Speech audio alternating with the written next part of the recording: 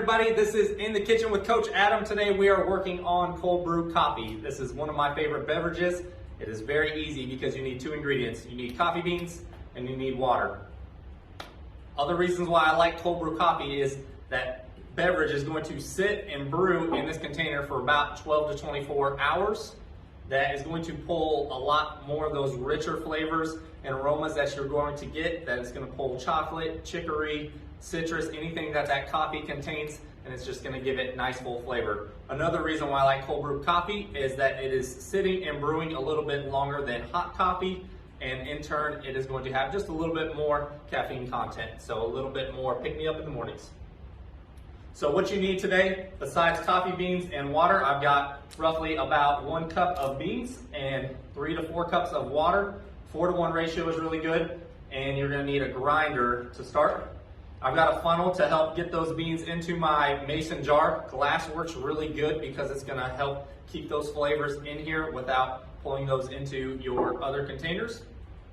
You need some kind of way to strain, so you can either use a cheesecloth that you can buy at your market, or you can use a fine strainer. So I've got both here. Today we're going to use a cheesecloth because you can kind of help wring some of that moisture out. And then you're also going to need a glass container too, after we've strained our beverage, to pour into, and then finish off with your favorite sweetener, creamer, or anything to add. So let's go ahead and get started. First up, we've got our coffee. I'm going to go ahead, and you're going to want a coarse grind. So that coarse grind is going to allow that to sit a little bit better in the container, and then when we strain it, if you grain it really fine, what that is going to do is get a lot of kind of grittiness. So a coarse grind, a little bit bigger particles, is going to prevent all of the kind of grittiness in the coffee itself. We're going to go ahead and pour this in the jar with our 1 cup of coffee grinds. So I'm going to use my paper cone filter here. Any filter will work.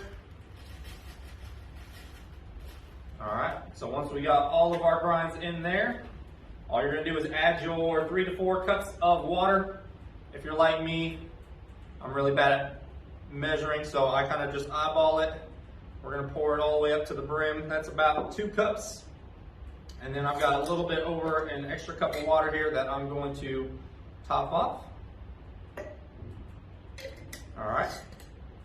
From there, you can use a spoon to mix it up, or you can just shake it up. Less dishes. And what we're going to do is just get those grinds nice and wet and let that sit off to the side. Again, we're going to put this in the fridge and let that marinate for 12 to 24 hours. That's going to be a good sweet spot. If you leave it in too long, it may be too bitter. All right. From here, once you have all of this and it has sat, like my other one right here, you're actually going to see some separation where you've got more of the solid in the bottom and some liquid at the top. We're going to get all of that liquid out. So what I'm going to do is open that bad boy up, and we're going to actually strain it through the cheesecloth. All right, so I'm going to go ahead and pour that in.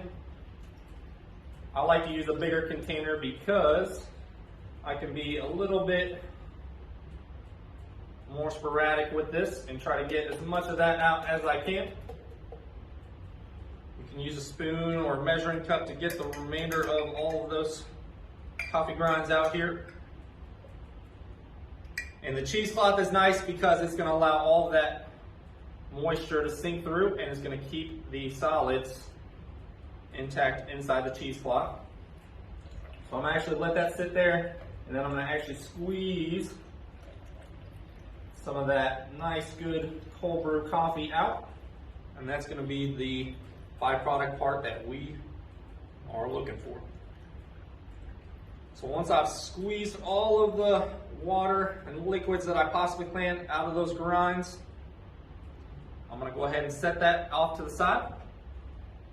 From here, you're going to open up a jar. We're going to pour that coffee in.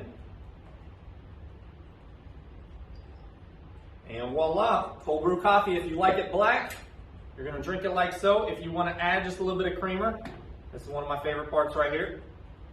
Pour that in. Watch all of that beautiful color attach in there, and then go ahead, give it a swirl and sip. That's wonderful. All right, Give that a try. Let us know how you like it. Comment below and have a wonderful day.